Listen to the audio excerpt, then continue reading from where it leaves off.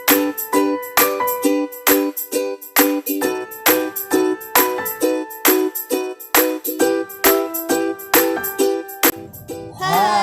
Assalamualaikum warahmatullahi wabarakatuh.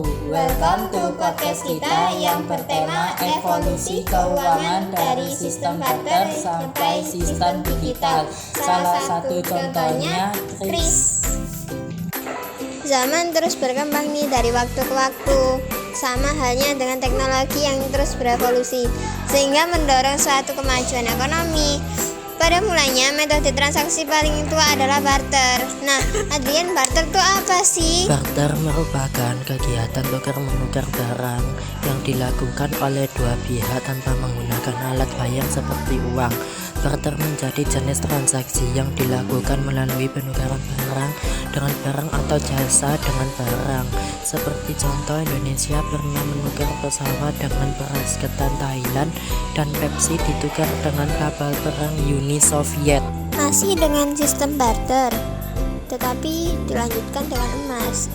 Emas merupakan salah satu barang yang pernah menjadi alat pembayaran sebelum adanya uang kertas. Emas diterima di semua negara karena sebagai benda berharga, karena emas memiliki nilai yang tidak pernah berubah. Tentu saja penggantian emas sebagai alat pembayaran yang diubah menjadi uang kertas sempat menimbulkan pro dan kontra, karena ada beberapa pihak yang tidak setuju.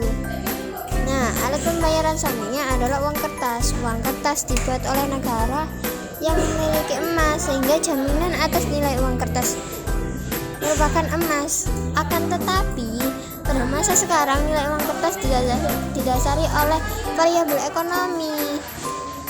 Nah, selanjutnya ada cek atau biliet. Cek memiliki wujud berupa surat atau dokumen yang berisi perintah tak bersyarat dari nasabah suatu bank, dan bank tersebut membayarkan sejumlah nominal uang yang dibawa cek. Sedangkan biliet merupakan mekanisme pembayaran uang yang berlaku pada rekening giro.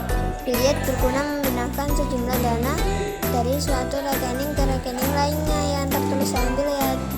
Dan sekarang mungkin sangat familiar di telinga kita tentang e-money.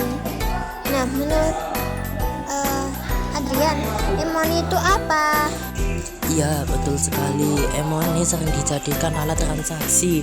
E-money merupakan alat pembayaran dalam bentuk elektronik seperti ShopeePay, GoPay, OVO, dan masih banyak lainnya. Ada banyak masyarakat termasuk kita yang menggunakan e-money dikarenakan banyak promo seperti cashback maupun diskon di beberapa outlet yang bekerjasama dengan pihak e-money tersebut.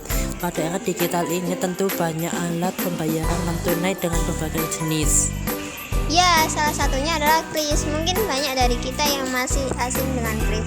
Sebenarnya, bagi yang nggak tahu apa sih kris itu, kris yaitu kepanjangan dari QR Code Indonesian Standard, merupakan standar QR Code pembayaran untuk sistem pembayaran Indonesia yang dikembangkan oleh Bank Indonesia dan ASPI. Apa sih kepanjangan ASPI? ASPI adalah Asosiasi Sistem Pembayaran Indonesia, sehingga pembayaran menjadi lebih mudah, cepat, dan juga aman. Cara penggunaannya pun terbilang mudah. Yang pertama, kita buka aplikasi pembayaran terlebih dahulu, lalu tinggal scan kode QR atau krisnya. Tetapi jangan lupa nih Najwa untuk selalu memperhatikan nama merchantnya terlebih dahulu. Setelah itu isi nominal pembayaran yang akan dilakukan, lalu klik konfirmasi atau bayar. Jangan lupa untuk memastikan kembali nama merchant dengan benar. Oh iya, kris kan juga di masa pandemi COVID-19 kemarin juga dilakukan pada perdagangan retail seperti e-commerce, pasar, toko, barang kebutuhan pokok, rumah makan, hingga pedagang makanan dan minuman.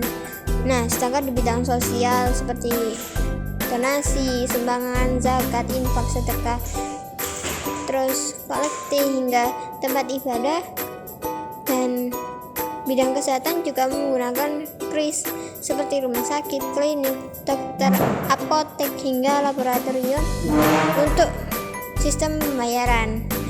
Hal ini juga didukung dengan adanya MDR untuk merchant mikro 0% sampai dengan Maret 2021 dan sosial keagamaan 0%, lalu juga didukung dengan adanya pendaftaran merchant secara online, sosialisasi virtual dengan sosial media, serta perluasan fitur kris tanpa tatap muka.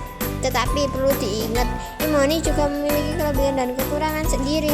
Untuk kelebihannya dari penggunaan Imoni sendiri antara lain adalah tidak memakan waktu karena mudah dan cepat, tidak perlu mengganti seperti di bank pada umumnya.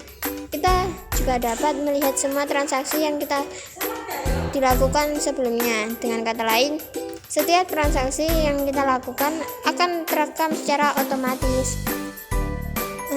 Lalu kelebihan lainnya ada juga, kita bisa melakukan transaksi dimanapun dan kapanpun, dan tentunya masih banyak lagi kelebihan yang ada. Tapi ini Najwa, jika ada kelebihan tentunya ada kekurangan. Kekurangannya dari penggunaan Imoni adalah kita harus membutuhkan jaringan internet agar mempelajari transaksi online. Lalu tingginya risiko ditipu karena kita melakukan transaksi online. Dan yang terpenting, kita harus mencari merchant yang sudah terpercaya agar kemungkinan untuk ditipu semakin rendah. Oh gitu ya Yan. Ya udah, makasih untuk sharing-sharing kita pada video kali ini. Sampai jumpa di tugas video selanjutnya. See you. Wassalamualaikum warahmatullahi wabarakatuh.